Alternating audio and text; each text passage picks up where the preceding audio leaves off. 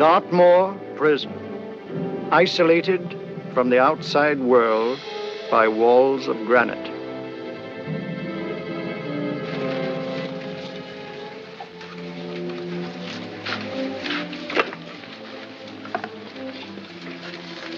They say you could get out of here by merely telling what you know. You may or may not be another Scotland Yard bloke.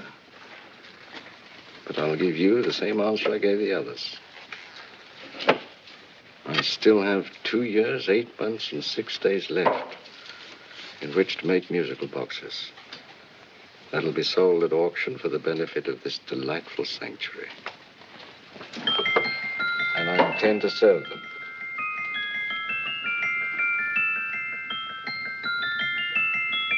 Move along. And now we come to the next object on our list, or I should say objects, because there are 3 of them. Now, ladies and gentlemen, these can be bought together or separately.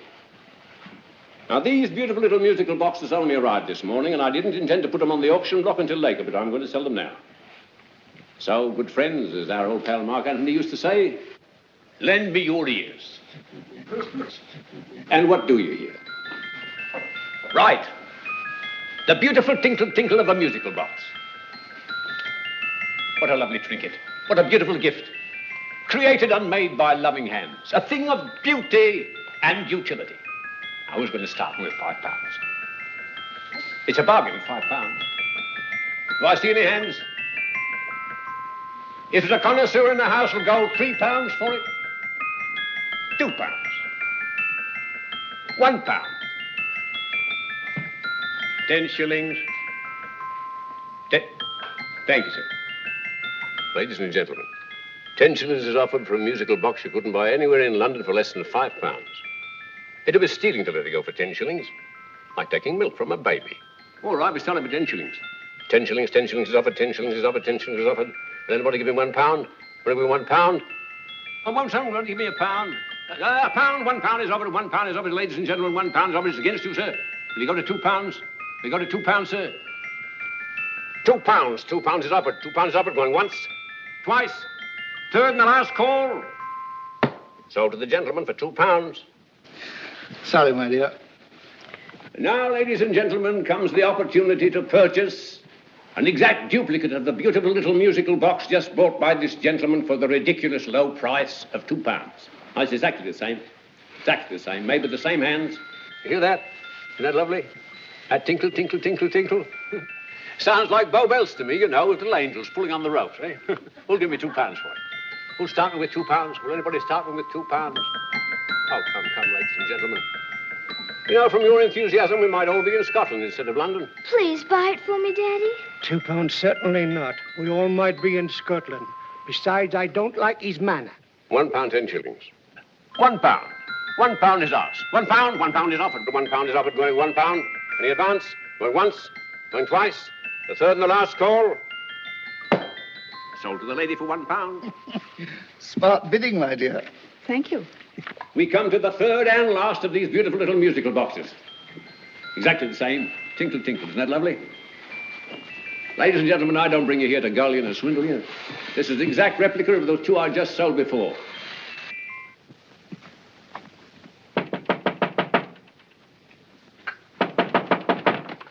We're closed. But this is extremely important.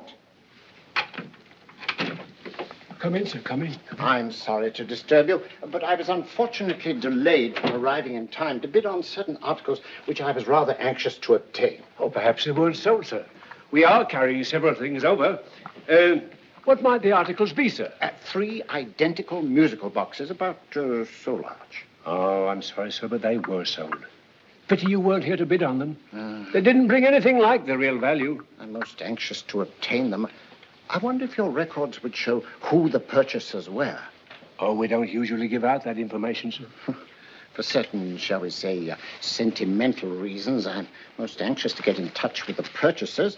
I'd be willing to pay, shall we say, £5. Well, for certain sentimental reasons, sir, we'd be very happy to oblige. Alfred, today's sales. The 3 musical boxes. Musical boxes, oh. Ah, here we are. The first purchase for £2 from Mr. Julian Emery, 52 Portman Square. Write these addresses down, Alfred. Yes, sir. Second didn't leave any name. Oh, how unfortunate. I think she's a dealer. You see, they don't like us to know where the things are going. On account of the profits. You say the second purchaser was a woman. Can you give me a description of her? Oh, she was a young woman, fairly tall, slender, had a light complexion and dark hair, and she was wearing A grey suit, don't you remember? That's right. She probably runs a gift shop. She paid £1. You say she comes here fairly frequently? No, I didn't say so. But she does, sir. Like as not, she'll come in on Thursday. We have sales on Mondays and Thursdays. Oh. And the third box? The third, Mr. William Kilgore, 143B Hampton Way. For 10 shillings. Quite a drop from £2. Mr. Kilgore was a Scotchman. Oh. Thank you. You've been most helpful. Oh, thank you, sir. And any time you're passing, drop in. We always have lovely things for sale. How kind, sir? Thank you. I'll be back Thursday.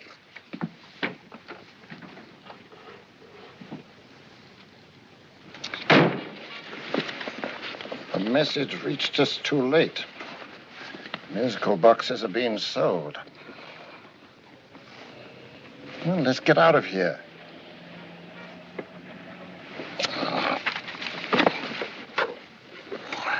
Someday you'll go too far. Reaching for a star, you fool. Yet a fool may touch a star, Colonel Cavanaugh, if he but reach high enough. But not possess it as you would. The musical boxes, they've been sold. What a pity for you, my dear Colonel. Is it my fault that the message reached us only an hour ago? Is it my fault that they were sold? She can't hold me responsible for that. Hope for your sake you're right.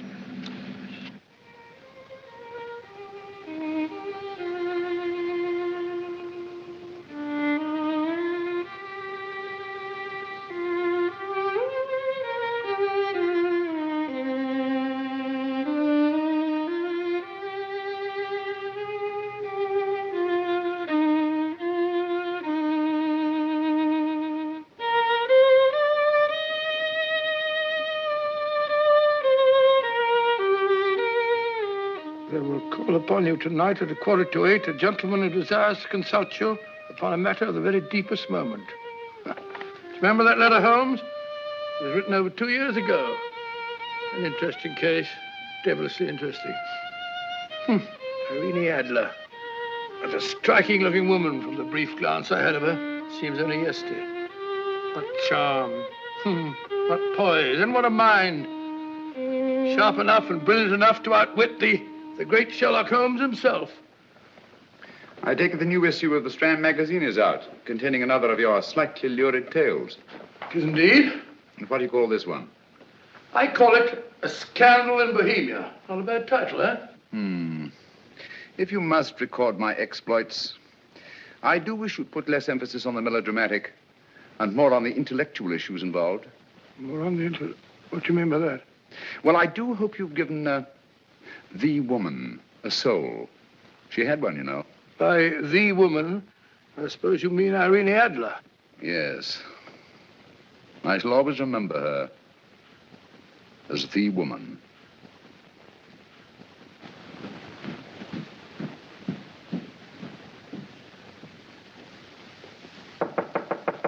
Come in. I think. That's him, old boy. How are you? How are you, old boy? I haven't seen you for years. I want you to meet my old friend Sherlock Holmes. Holmes, this is Stinky. In other words, Julian Emery. How do you do, Mr. Emery? Watson has often spoken of you. Oh, has he? Yes, we were at school together. Yes, more years ago than I care to remember, but you didn't come in here just to remind me of that. No, I just happened to be in the neighborhood and saw your lights burning, so I took the liberty of looking you up. Still writing your mystery stuff? Yes, there's a new one out this week. Good, I never miss them. Oh, good, thanks. I say that bandage makes you look very interesting. Still poking your nose into other people's business as usual? Who hit you? I haven't the foggiest notion. Somebody knocked me on the head in my own living room and then proceeded to commit the most idiotic burglary you ever heard of. Fellow must have been balmy as a coot. Balmy? Why? Come sit down, old boy. Hey. You like a cup of tea? Huh? Oh, all right.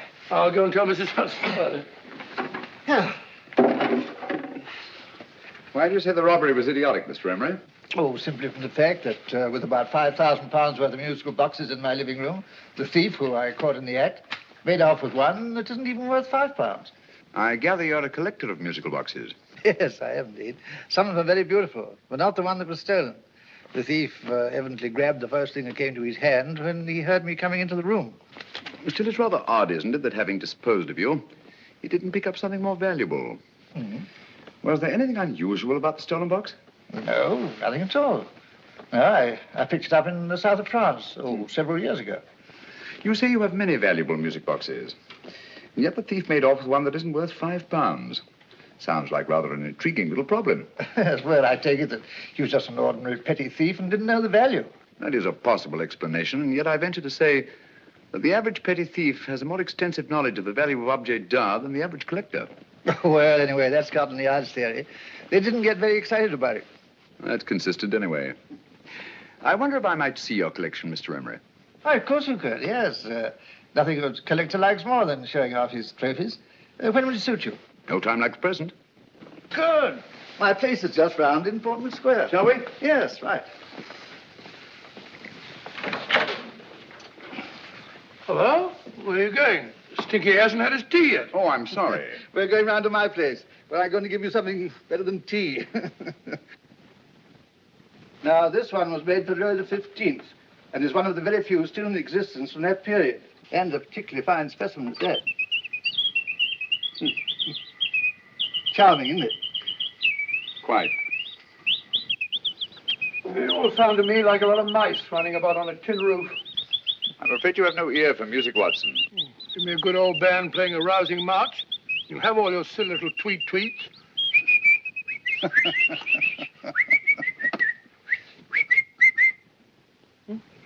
Another one. This is me.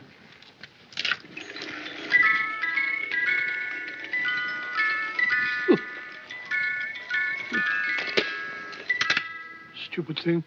Singing rabbit. What would you say offhand is the value of a box like that, Mr. Emery? Well, it's hard to say offhand, but I think we'll bring about £500 or £600 today. It's the gem of my collection. Yet a thief who steals an oddity like a musical box passes up one worth £500 for one of almost no value at all. Odd. Very odd. What was the stolen box like, Mr. Emery? Oh, just a plain wooden box about so big. Mm-hmm. As a matter of fact, I have one over here almost exactly like it. I picked this up yesterday at an auction room in Knightsbridge. Paid only £2 for it. Of course, I wouldn't in the ordinary way add one like this to my collection, but the tune intrigued me. I'd never heard it before.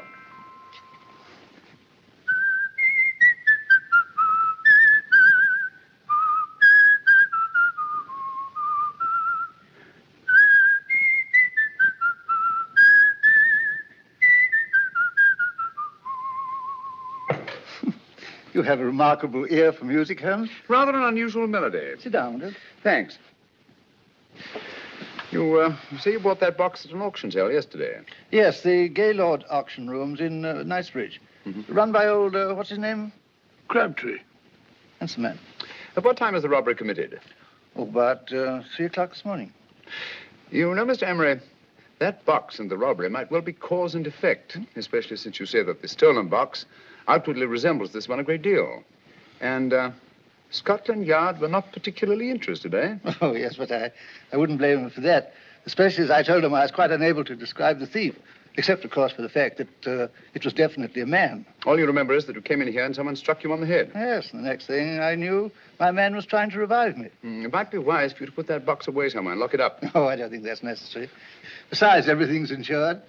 Well, at least if any further attempts at robbery are made, I'd suggest that you call the police, rather than running into any personal danger. Oh, come, Holmes, aren't you being a bit of an alarmist? Possibly. Well, Mr. Gray, with old Stinky, seems to me you are making rather a mountain out of a molehill. Molehill is the word, old boy, and it's time you were in bed. Thanks so much for letting us see your place. Now, it's been glad meeting you. Holmes, I can't understand why you were so mysterious. Seems to me the petty thief explanation was the only sensible one. Really? Yes, I can't see how you can believe it was anything else. I didn't say I believed it to be anything else. The petty thief theory is the obvious one, I grant you. However, it's often a mistake to accept something as true merely because it's obvious. The truth is only arrived at by the painstaking process of eliminating the untrue. We are not able to do that in this case without further data. Rubbish. You're pulling my leg. You're trying to turn a tuppenny halfpenny robbery into an international plot. No, I'm not. I just hope that your friend Stinky is a little more cautious in the future. Just in case.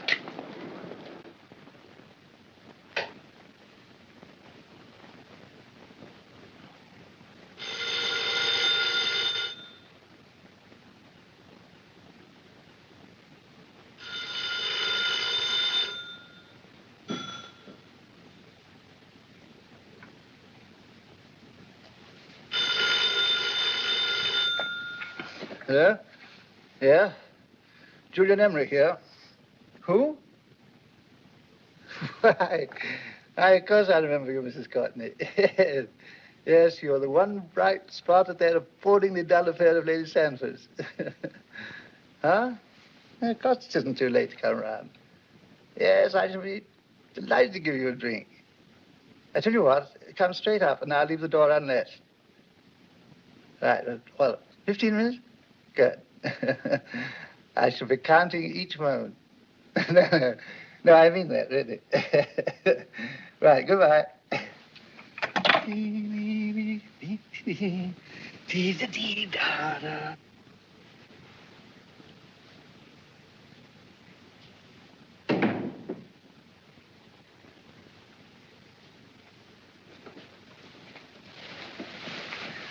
Boo!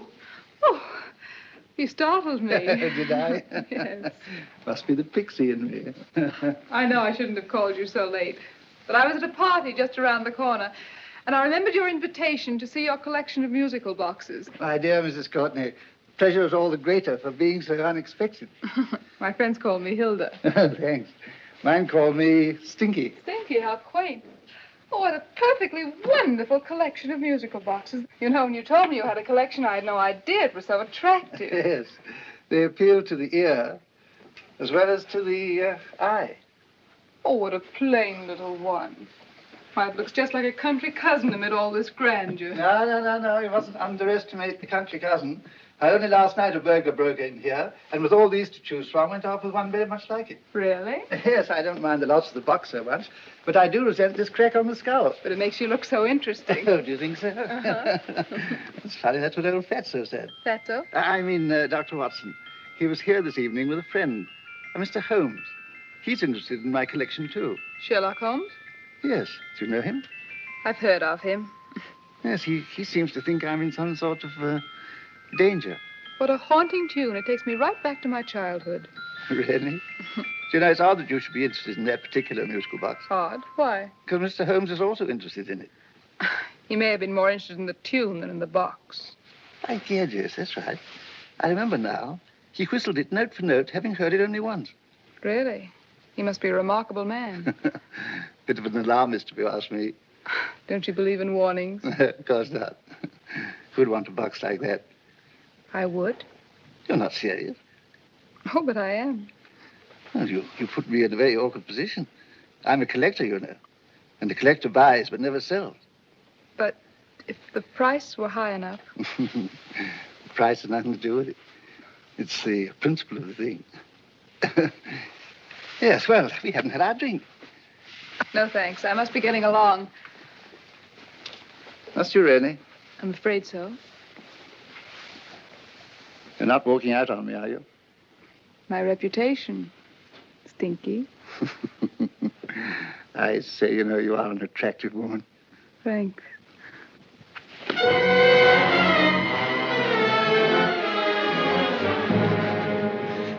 You fool. I told you to wait outside. What did you have to kill him for? All I had to do was walk out with this. He held you in his arms. Don't touch him. Don't touch anything. Now get out. I'm sorry. You're sorry. What about me? This is murder. What about Scotland Yard? What about Sherlock Holmes? Now get out!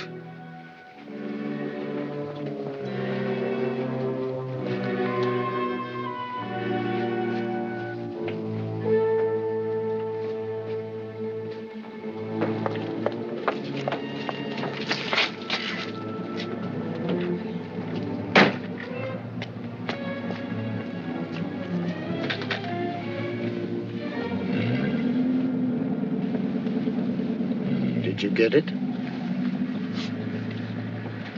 Good. Did you have any trouble with him? Just a matter of murder. Ah, Mr. Holmes. Hopkins. Thanks for coming so promptly. Inspector Lestrade suggested that I call through to you. Mr. Emery was the client of Mr. Holmes, Inspector. Indeed. You didn't mention that when I telephoned you, Mr. Holmes. Well, not exactly a client, Inspector. Sergeant Thompson? He was killed between the hours of 11 and 2 o'clock this morning, Mr. Holmes. Must have been someone he knew, someone of whom he had no suspicion. Poor old Stinky. It's all my fault. I should have prevented this. Well, it's no time to start talking about that now, Doctor. Apparently it's gone. That's the second attempt on the musical box that Emery bought at the auction sale. And this time it was successful.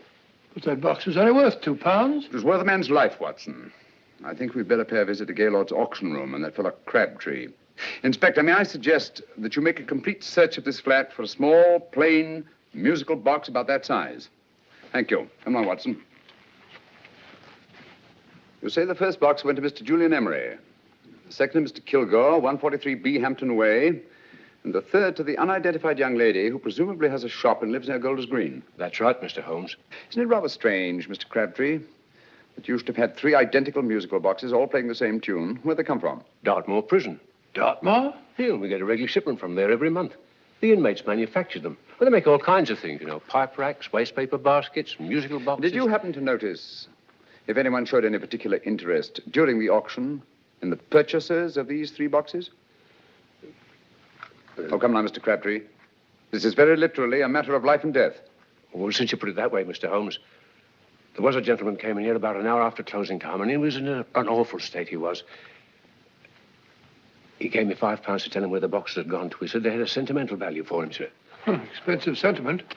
Can you describe him? He was tall, distinguished looking, and he had grey hair and a moustache. He was quite a gentleman, sir.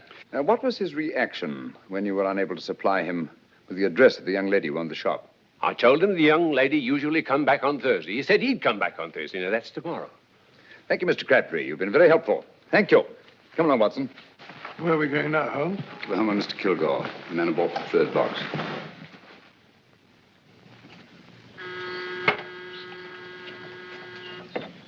But hang it all, Holmes, how do you know those other 2 musical boxes are of any importance? I don't, but I certainly have no intention of waiting until the owners are murdered to find out. No one at home. I hope that's the explanation. I'll have a look through this window.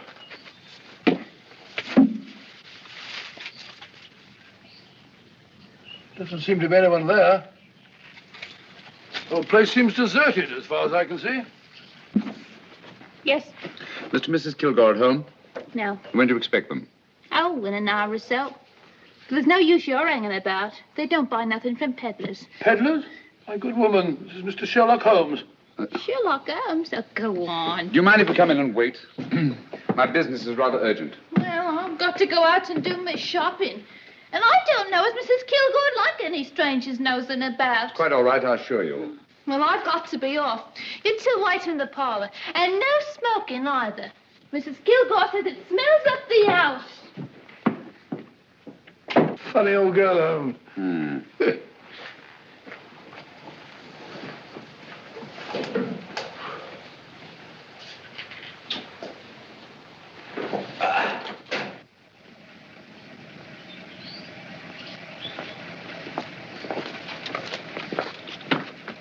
Park Lane.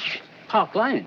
And what would the likes of you be doing in Park Lane? Now, don't worry about the fare, Ducky. If you knows how to get to Park Lane, up it.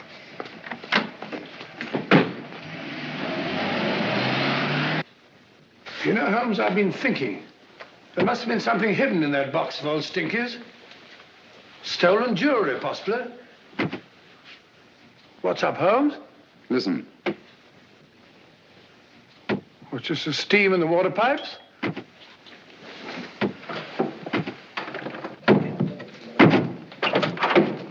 Watson! Great Scott! Come on, Holmes. Get on the chair here. It's all right, my dear. There. Now, don't worry. It's all over. There you are, dear. Don't cry anymore. She tied me up and shut me in the cupboard. I know. She won't come back. Did you show her your new musical box? Yes, she said she wanted to hear it play, and as soon as I showed it to her, she grabbed hold of No, I know. Now, don't worry. We'll buy you a new musical box. Yes, my dear, the best one in London. Watson. Oh, what a fool I've been. What do you mean, Holmes? She took the musical box out of this house in that market basket, right under our very noses. Why could the Kilgore charwoman want to take the music box? She isn't the Kilgore charwoman. She's a consummate actress. An extremely clever, unscrupulous woman who will stop at nothing. Take care of the child, will you, Wolfella, until our parents get back. Explain everything to them. Of course I will. But, Holmes, where are you going? Somewhere, somehow. I must get to the young lady who bought that third musical box before our opponents find out. I only hope that I won't be too late. Oh, no. No, darling, you mustn't cry anymore. Now, cheer up. Would you like to hear old Uncle make a noise like a duck?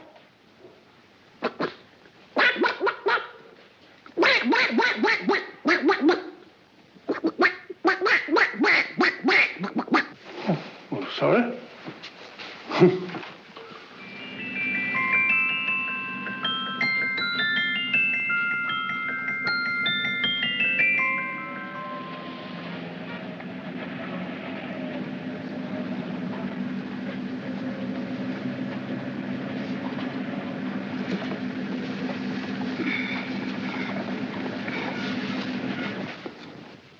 And now, ladies and gentlemen, how much am I offered for this beautiful lace Dresden china figurine? A lady of the French court. Now, this is the genuine article. What a beautiful ornament for your mantelpiece. Or you could use it as a centerpiece on the dining room table. Now, will somebody start me for £10? Will somebody start me for £10? £8?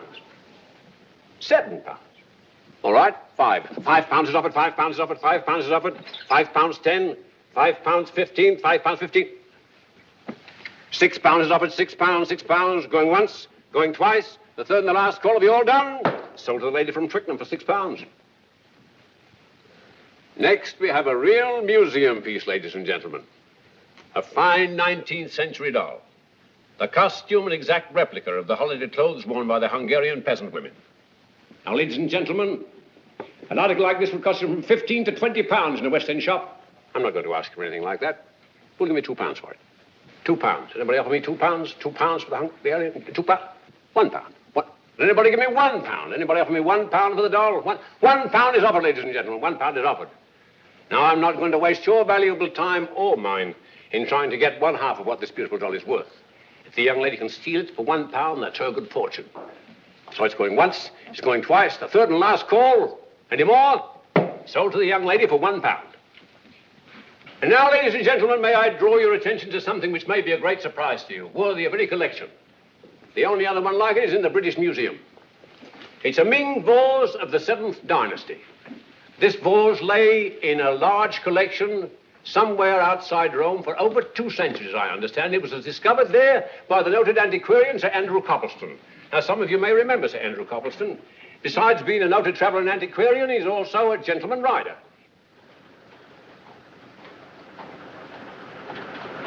The girl with the parcel in her hands, that's her. Are you sure that's the girl? Well, she fits perfectly the auctioneer's description. Follow her, Hamid.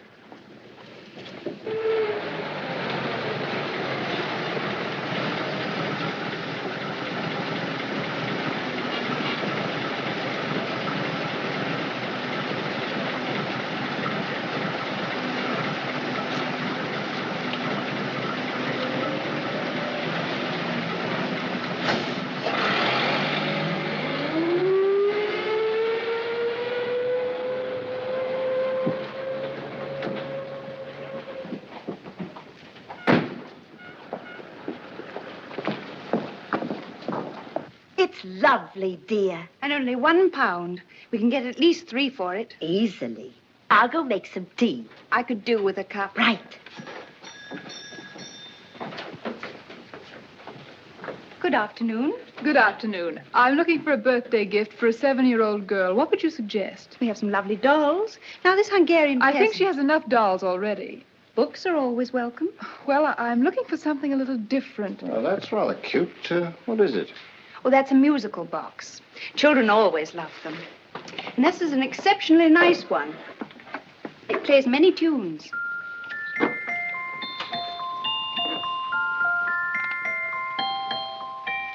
Have you any others? Yes. If you'll just step this way. I have only 2 left.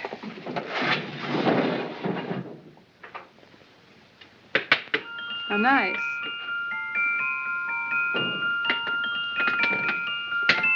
Are you sure this is all you have? I'm sorry.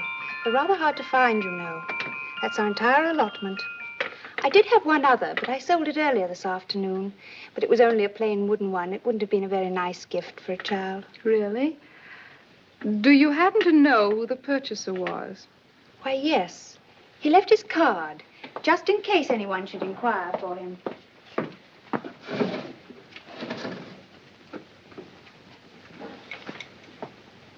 How interesting. I'm sorry, but I'm afraid I'll have to look a bit further. Thank you anyway. Good afternoon. Thank you.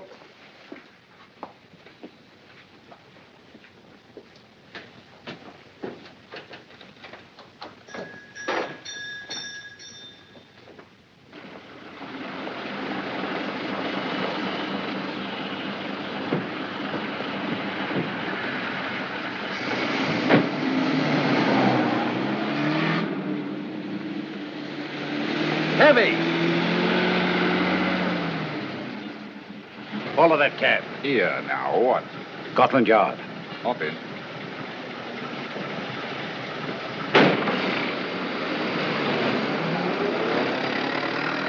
Sherlock Holmes. I might have known.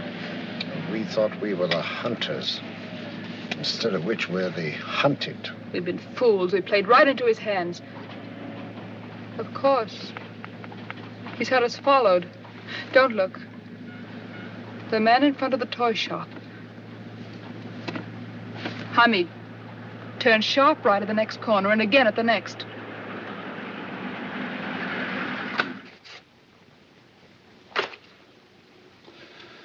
No photograph of her, Commissioner, as I expected. She's not a known criminal. But how do you expect to know if you do find her? After all, she was disguised as a charwoman. Don't worry, old fellow. If I ever see her again, I'll recognize her. Well, it won't be long till we know who they are and from where they operate. Who's covering them? Sergeant Thompson's following them, sir. They won't get away from him. He's a good man. We could have arrested them at Clifford's toy shop if we had any proof. But we know that they killed Emery. Proof, my dear fellow. We must have proof. We've x-rayed it, sir. There's nothing whatever concealed in the box. We'll have a look at the plates.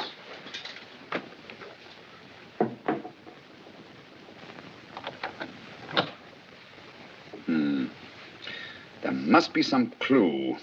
And it's probably so obvious that we've all overlooked it. Seems to me we're up against a bunch of lunatics.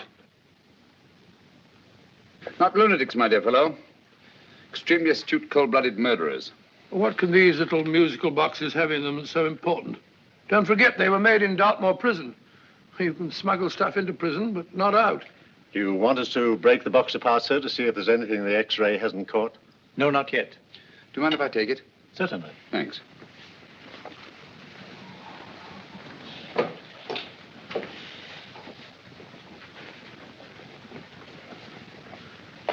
The governor of Dartmoor Prison informed us, sir, in answer to Mr. Holmes' question, that all 3 musical boxes were made by the same convict, John Davidson, serving a 7-year term, sir. Davidson? The Bank of England plates. That'll be all. Yes, sir. Now we're getting somewhere. Wait a minute. How did you know about the plates, Mr. Holmes? I'm a student of crime, Inspector. I make it my business to know about such things. And when the name of Davidson was mentioned... Well, who is this fellow Davidson? As long as Mr. Holmes seems to know all about it already, I suppose there's no harm in telling you. 2 years ago in London, there occurred a robbery of such tremendous importance, although the stolen articles themselves have no intrinsic value whatsoever, that the Home Secretary was instrumental in seeing that not a word of it appeared in any newspaper. But you never told me anything about this, Holmes. You were away at the time. Articles of no intrinsic value and yet of such importance? I don't understand. Davidson was apprehended within 15 minutes of committing the theft. But by that time, he'd hidden the articles in question, and they've yet to be found.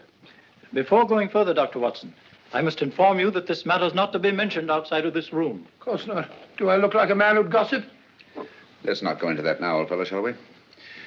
Davidson had been employed for years in a position of extreme trust by the engravings department of the Bank of England. The articles he stole were nothing less than a complete duplicate set of plates for printing £5 notes. What? The Bank of England's own plates? Precisely. And with those plates, a gang of crooks could flood England with £5 notes, not forged in the usual sense of the word, but notes undetectable from genuine Bank of England notes in any way whatsoever. Good heavens. Any whisper at all might have resulted in enormous damage in shaking public confidence in the Treasury. We tried everything after we arrested Davidson. Offered him a shorter sentence if he'd tell us where he'd hidden the plates. Why, we even put in Scotland Yard men with him as cellmates, but no results. Obviously, Davidson is a man of strong character and infinite patience. Yet suddenly he feels impelled to smuggle out the secret of the hiding place of the plates to his confederates. Why? I don't understand, Mr. Holmes. Well, for example, has the Bank of England made any plans to radically change the design of the £5 note so that in, say, 7 years from now, notes made from the stolen plates would be worthless? Confidentially, Mr. Holmes, such a move was discussed. But replacing all the £5 notes in circulation would be such a Herculean task that nothing's been done about it as yet. I see. Of course, there is another possible explanation. Davidson didn't have much time to find a hiding place before he was captured. He may be afraid that the plates will be accidentally discovered before he's released. Hence his anxiety to communicate their whereabouts to his confederates as soon as possible. I believe you've hit it, Mr. Holmes. I'm sure that the message is contained in this musical box. Or rather, in all 3 musical boxes, since possession of all 3 seems to be essential.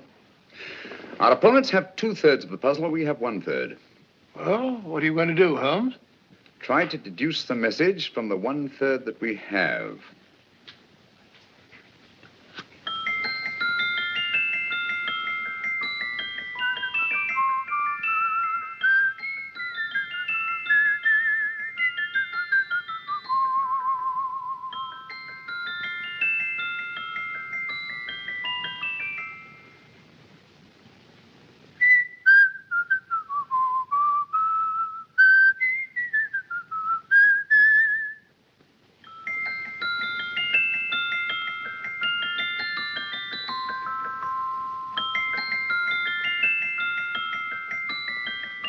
It's the same tune as the one played by Emery's musical box.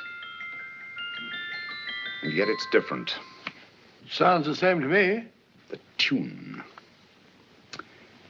Somehow the tune is the key to the mystery. It must be the tune. Otherwise, why use 3 musical boxes to convey the message? Why not collar boxes or shoe boxes? Yes? Oh. It's for you, Inspector. Oh, thank you, sir. Inspector Hopkins speaking. What? Where? Golders Green Station reports they've just found Sergeant Thompson's body. From the tire marks on his clothes, he was apparently run over by a taxi. What an unfortunate accident. Not an accident, my dear fellow. I'm afraid it's murder. Never know just who you're going to meet when you're walking down a busy London street. Mrs. Hawkins, Mrs. Brown, any subject of the crowd. Oh, you never know just who you're going to meet. So you better hold your topper in your hand, just in case you meet a lady on the Strand. Girls will think you're kind of sweet, and your day will be complete. Oh, you never know just who you're going to meet. Now, a gentleman is judged by his appearance. Yes, a gentleman is judged by how he talks. Now, he's much better off when he's acting like a toff, especially if he's taking him a walk. What on earth is this outlandish place? A rendezvous for actors. Actors? Buskers, old boy. You've seen them 1,000 times. Actors who entertain the queues, waiting outside theaters. You never know just who you're going to meet when you're walking down a busy London street. So you better wear your best velvet ties to look your best, 'cause you never know just who you're going to meet. So you better keep your manners right in view, just in case a lady gives a how'd you do. Keep your trousers in a pleat, shine your shoes and keep them neat, 'cause you never know just who you're going to meet. Blimey. Mr. Holmes. How are you, Joe?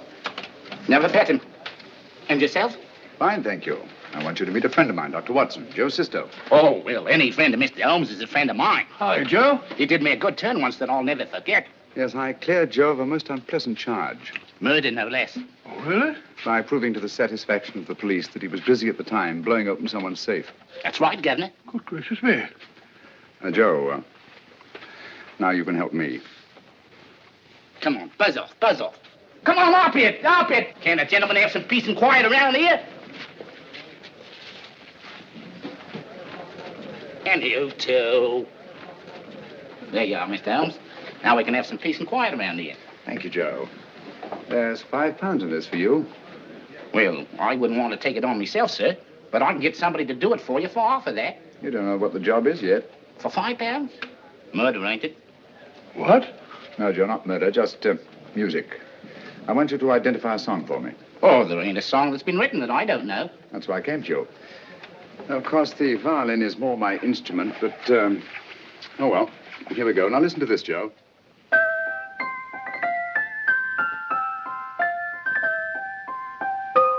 Wait a minute. You're playing that wrong. That should be E natural, not E flat. You know the song? Oh, yes. It's an old Australian song called The Swag Man. But you're playing it all wrong. That's what I hoped you'd say. Now, listen again, Joe.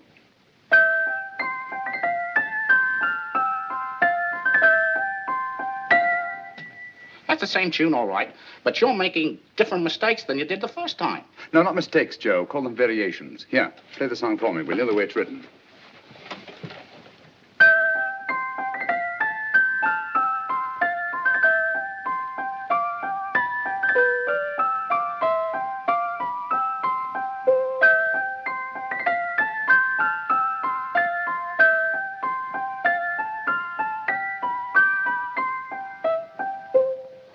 There you are. Thank you, Joe. What's it mean, Holmes? Are you onto something? Perhaps. I don't know yet. It's probably a code of some sort. Joe, could you write the song down for me, the way it was originally written? Oh, sure, Mr. Holmes. But it'll take a few minutes. Here, Mabel. Pale ale. Come on, up to it. Along with it.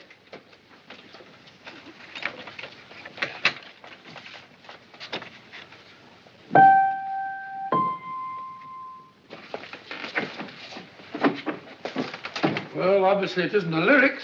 No combination of those words made any sense at all. The variations in the way Emery's musical box played the tune are different from the variations in the one we have. You sure? Quite. You see, I took the trouble to memorize the tune as played by Emery's box that night we were with him in his flat. Holmes, you amaze me. Elementary, my dear fellow. One of the first principles in solving crime is never to disregard anything, no matter how trivial. But why are 3 boxes? Why not 1? Because the message was obviously too long to be conveyed by any one variation. Then there's the 3rd box, the one that woman took from the Kilgores. That contains yet another set of variations. Yes, well, it's all beyond me. Well, all we have to do now is to find the secret of the variations. Not a very easy problem to solve, my dear fellow.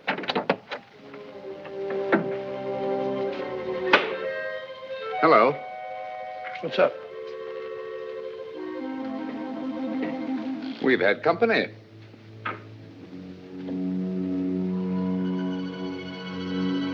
I say, this is outrageous. Ask Mrs. Hudson to come in here, will you? Right.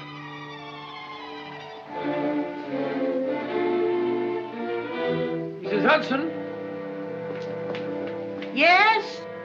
Oh, there you are. Will you come up here at once, please? Oh, coming, sir.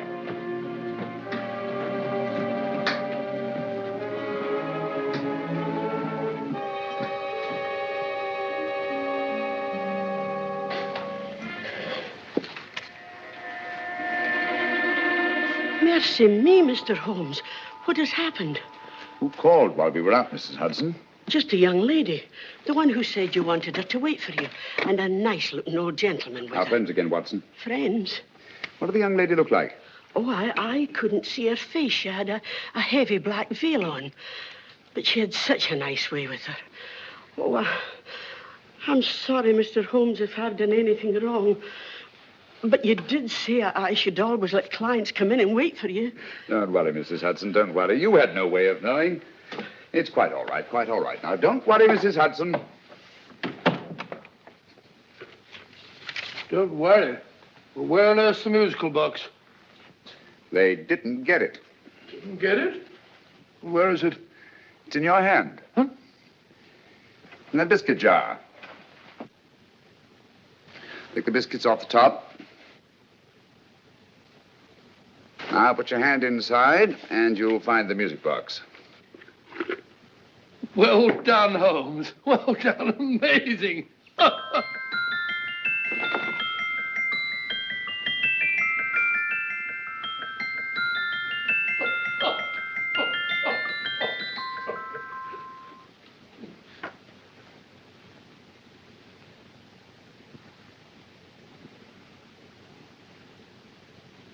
Phew. Nice fresh smell. Like a pub after closing time.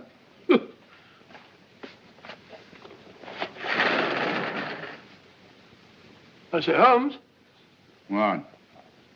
it's morning. Allow me to congratulate you on a brilliant bit of deduction.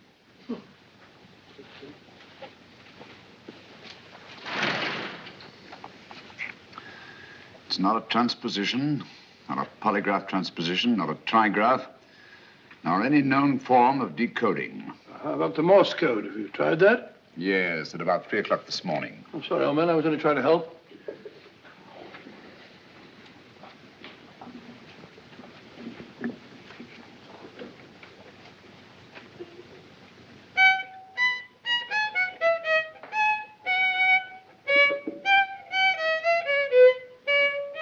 Oh, do me a favor. Not again. Must have heard that thing 1,000 times. Kept me awake all night.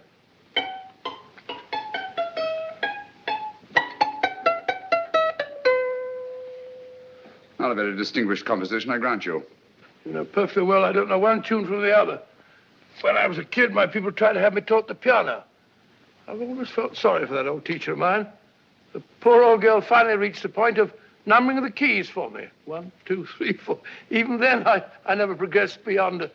Numbering the keys, Watson.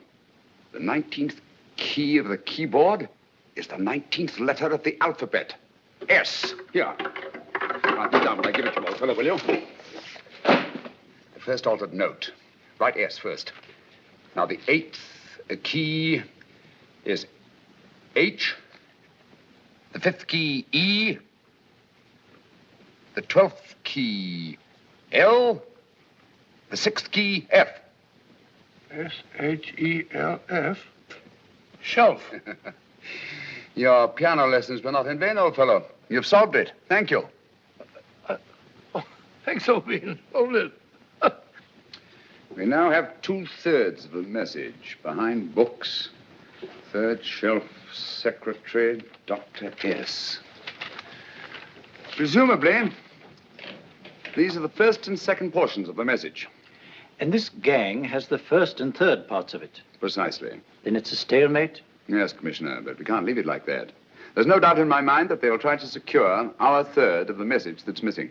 Well, I assume you've taken every precaution to guard the Clifford music club. Oh, yes, it's carefully hidden at Baker Street with Dr. Watson on guard. However, I'm reasonably certain that, difficult as it may be, we can find the plates even without the missing part of the message. Behind books, 3rd shelf, secretary, Dr. S. Well, outside of the fact that Davidson hid the Bank of England plate somewhere in London, Mr. Holmes, I don't see that we've progressed at all. Allow me to point out to you, sir, the key words, Dr. S. It looks as if the plates were hidden in the house of the doctor. Whether S stands for his first or last initial remains to be determined by a process of elimination. Well, there must be 10,000 doctors in London with S for a first or last initial. Precisely. And every one of them will have to be questioned in person. That's why I say this is a task for Scotland Yard. It's a task, all right. But Scotland Yard has searched worse haystacks and found the needle. Well, for the time being, I'll leave the matter in your hands, gentlemen. We'll call you if and when we get a lead on our mysterious Dr. S. Thank you. In the meantime, I intend to follow up a little clue concerning a cigarette.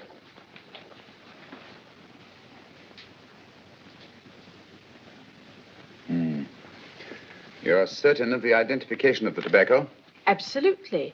I have made up this special blend for only 3 customers. It is almost pure Egyptian, with admixture of latakia for added body, and a pinch of perique. Merely a whisper, as one might say, for elusive fragrance. Yes. And the 3 customers? Major Wilson in Bombay, India. Mrs. Catherine Leamington Smith in Ireland. Yes, and the 3rd? Mrs. Hilda Courtney of Park Mansions, Bryanston Square. Thank you. Thank you very much. You've been most helpful. It is a pleasure to have been of service, Mr. Holmes.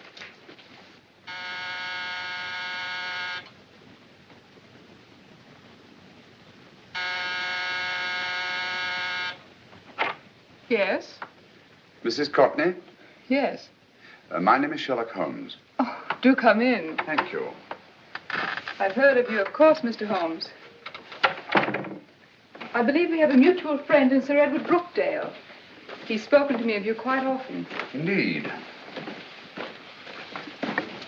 And to what good fortune am I indebted for this visit? I think you know Mrs. Courtney. Well, I did get a summons for speeding last week. But outside of that, I don't think I'm of any interest to the police. Oh, come now, Mrs. Courtney. You seem to forget that you and I have met before. I'm sorry. I'm sure I would have remembered meeting the great Sherlock Holmes. Please sit down. Thank you. You say we met before. Yes. At the home of Mr. and Mrs. Kilgore, 143B Hampton Road. Kilgore? I don't think I know anyone of that name. Well, I didn't say you knew them. As a matter of fact, you called on them when they were out. I don't understand, Mr. Holmes. Really? And you were dressed rather differently. Indeed. Cigarette?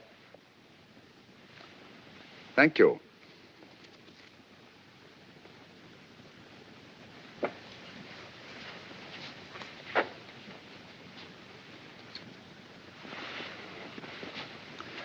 Thank you. You know, Mrs. Courtney, people generally forget, in assuming a disguise, that the shape of the ear is an almost infallible means of recognition and identification to the trained eye. Evidently, you've mistaken me for someone else. Oh, no, not at all. Though naturally, I expected your denial. But when you paid your visit to my rooms at Baker Street, you carelessly left behind another identification. They're identical, aren't they? Yes, I must admit they are. You see, Mr. Holmes, to catch one as clever as you, I had to use a very special lure. I knew you'd be unable to resist the bait of my cigarette, having read with great interest your monograph on the ashes of 140 different varieties of tobacco. I should advise you not to move, Mr. Holmes. I must congratulate you on your ingenuity, Mrs. Courtney. It was indeed a brilliantly designed trap. Thank you, Mr. Holmes. Praise from a master is indeed gratifying. I shall always cherish the memory of your flattering words. Memory? Precisely. I'm afraid these gentlemen have a most regrettable task to perform. Unless, of course, you care to turn over the missing musical box with your pledge to take no action against us in the future. I'm afraid that will be impossible. I thought that would be your answer. Hamid! Careful! Careful. There's no need to be unnecessarily rough with our distinguished guests. You realize, Mr. Holmes, that your demise will not take place here. The corpus delicti, you know. Well, naturally. Shall we go? It's so fearfully awkward having a dead body lying about. Don't you agree, Mr. Holmes? Another dead body shouldn't weigh too heavily on your conscience, Mrs. Courtney.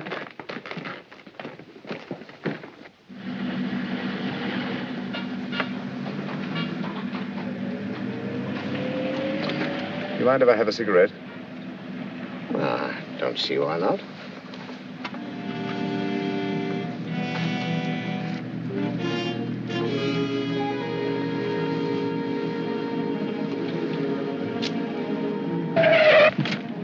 Be careful, Hamid. It's the brakes, they bind. Thank you, Colonel Kavanagh. It's very considerate of you.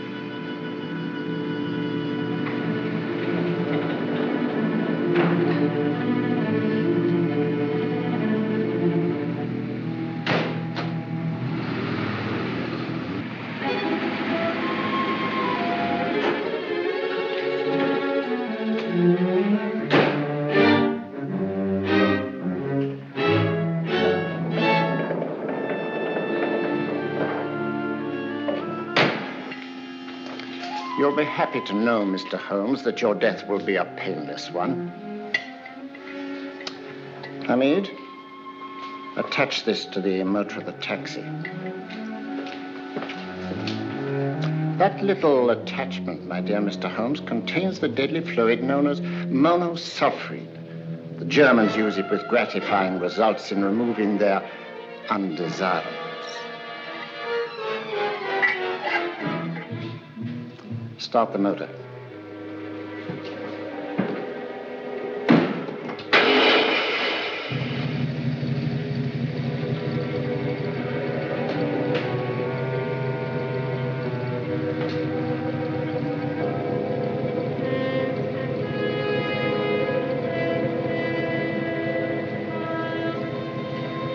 Tape his mouth.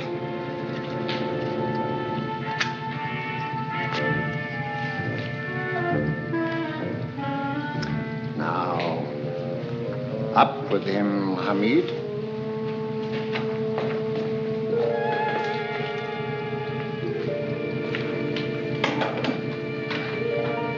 You find yourself like Muhammad's coffin, Mr. Holmes, suspended between heaven and earth.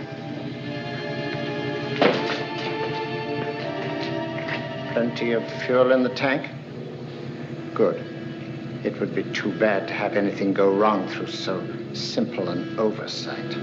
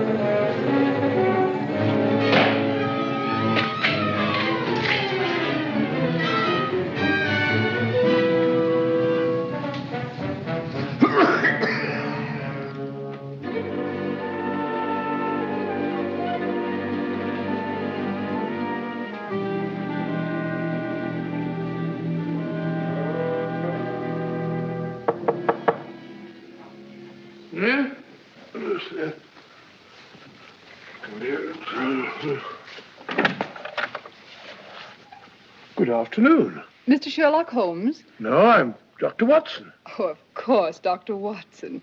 How stupid of me. Oh, so this is stupid of me. Won't you come in? Well, I really came to see Mr. Holmes. Oh, I'm afraid he's out. I don't know when he'll be back. Perhaps there's something I can do. Won't you sit down? Thank you. You know, Sherlock Holmes and I have been engaged on a great many cases. Oh, really? Yes, indeed. As a matter of fact, this very moment, we're involved in one of the most baffling... won't you tell me your trouble? I may be able to help you. That's very kind of you, Dr. Watson. Perhaps if I wouldn't be imposing too much. Imposing? Oh, there's no imposition. No imposition at all. A pleasure, I assure you. Now, tell me all about it, Miss Williams. Mrs. Williams.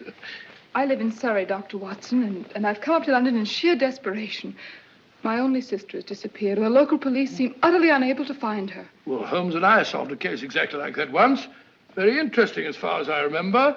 I call it the adventure of the solitary cyclist. Oh, sorry. Now I come to think of it, it wasn't so very similar.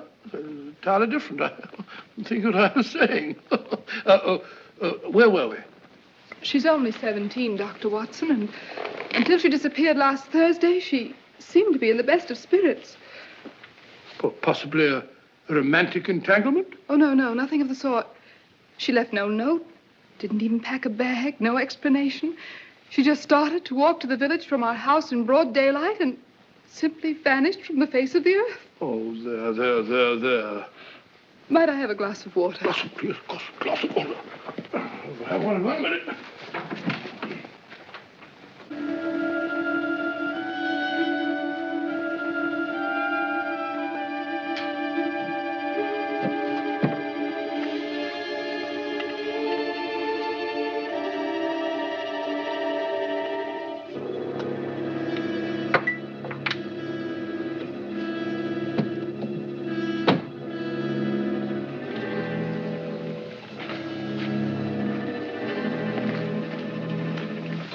There you are, my dear. Thank you, Dr. Watson. No, you're not to cry anymore. You must pull yourself together. Oh, I feel much better already knowing that you're going to help me. Oh, Dr. Watson, look! Good heavens!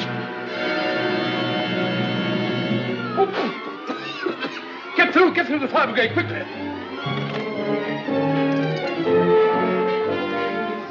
Haven't you a fire extinguisher?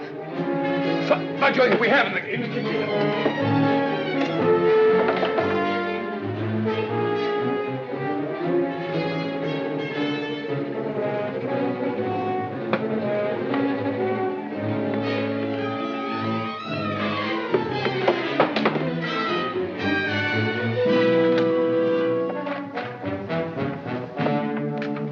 Don't you worry, Miss Williams. We'll have this thing out in no time.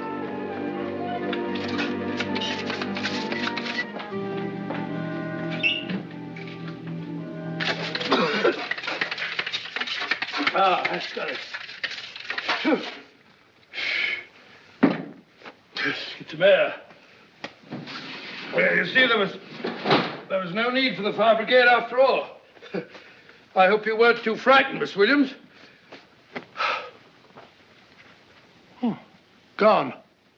That's the trouble with women. They always lose their heads in an emergency. Well...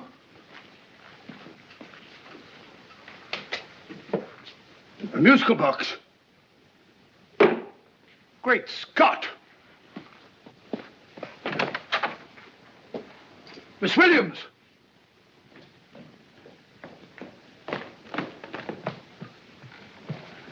Well? Good. And Holmes? By now, Mr. Holmes has no doubt exchanged his violin for a harp. Always assuming that heaven is his destination. Yeah. And now that we have the missing musical box.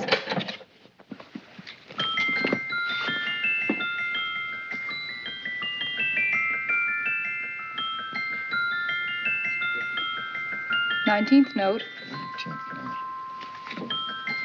19th letter. Yes. He hasn't been there, you say? Holmes, where on earth have you been? I've been trying to get you at the club, at Scotland Yard, all over London. You were looking for me in the wrong places. Holmes, terrible things happened. I've been duped. That woman, she made a complete fool of me. Well, what do you mean? Well, she came here, let off a smoke bomb. I thought the whole place was on fire, and my first thought was to save the musical box. No need to say any more. She has the box. Yes. Don't blame yourself too much, old fellow. She's an extremely clever antagonist. Smoke bomb, you said? Well, you can console yourself with the thought that your charming friend is at least a reader of yours. What do you mean? If I remember correctly, you wrote about my little experiment with smoke and the cry of fire in a story you entitled A Scandal in Bohemia, which has just appeared in the Strand magazine. All right, old boy. Don't rub it in.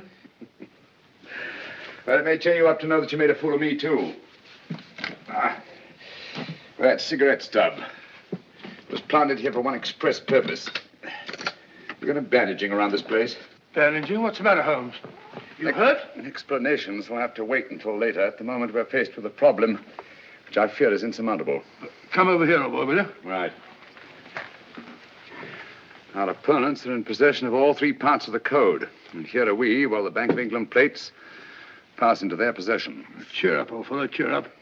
As Dr. Samuel Johnson once said, there's no problem the mind of man can set that the mind of man cannot solve. What's that, old fellow? I was just quoting Dr. Samuel Johnson. He said there is Thank you, Watson. Thank you. Leaving the front reception room, we come into the main hall, where Dr. Johnson was in the habit of passing through to have his meager meals in the dining room opposite, in company with his friend and biographer, James Boswell. We will now pass up the stairway, which remains in its natural wood finish, just as it was when the good doctor was here. The framed etching on the wall is believed to have been presented to Dr. Johnson by the distinguished painter, Sir Joshua Reynolds. I've been told here that that picture was given in by Mrs. Thrale, and it's definitely not a Reynolds. Is that important, my dear? Oh, I'm sorry. This way, ladies and gentlemen, please, this way. Move along, children, move along. The secretary's not on this floor. Patience, Hamid. I have a feeling My that... dear Colonel, with Sherlock Holmes out of the way, what could go wrong?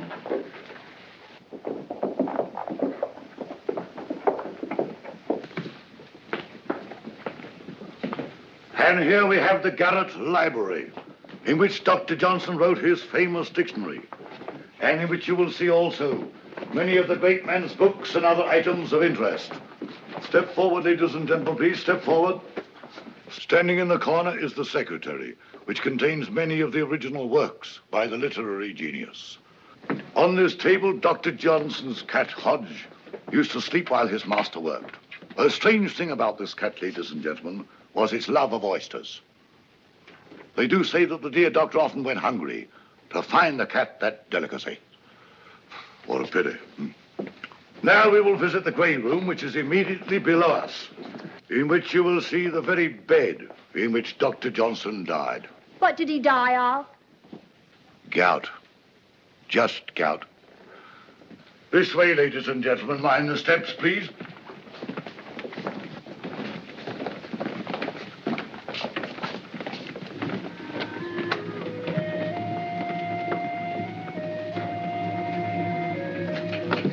Your keys.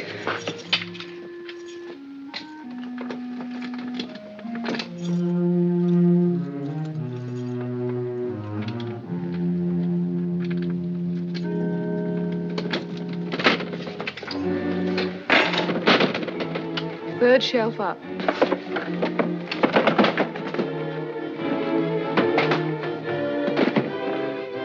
The knife.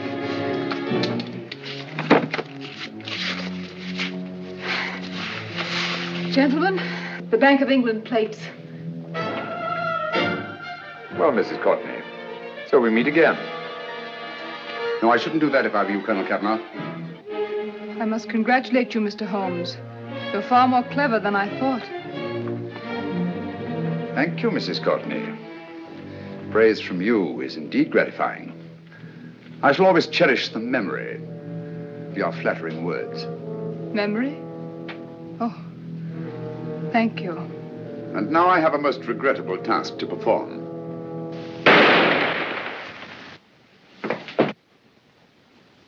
Holmes!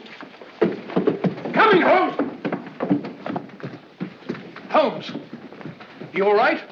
Perfectly, thank you, old fellow, but I think this gentleman on the floor requires some medical attention. We must see that he looks his best, you know, when he's hanged. Take them in charge.